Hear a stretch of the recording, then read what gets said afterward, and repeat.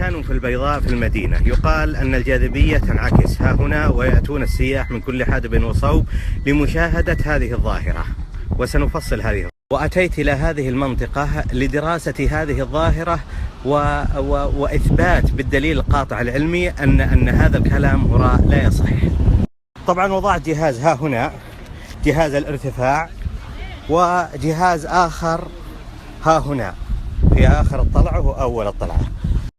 تبين من القراءة أن هذه المنطقة منخفضة، وتبين من هذه القراءة أن هذه المنطقة مرتفعة، لكن طبعا يعتقد الناس أن هذه المنطقة منخفضة والمنطقة اللي عند الجمس مرتفعة، لكن العكس واضح أن هذه مرتفع. فالحقيقة أنها خداع بصري بسبب التضاريس المحيطة بهذا المكان، وليست حقيقة علمية أو انعدام جاذبية. بعد إجراء العمليات الحسابية وجدت أن لمسافة 50 متر تنخفض فيه متر كامل، وهذا هو اللي يسبب الزحزحة. فهذا الارتفاع في رأس الطلعة الذي يظن أنها مرتفعة، وسنأخذ القياسات في قعر الطلعة.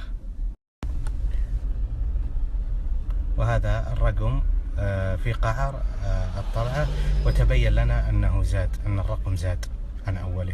امشي شوف شلون احنا الآن برأس الطلعة، والعداد ينزل شوفوا ينزل، ها ينزل. فالمسألة برمتها خداع بصري بالنسبة للمواقع الجغرافية المحيطة بهذا المكان، وليست انعدام جاذبية وانعكاس جاذبية.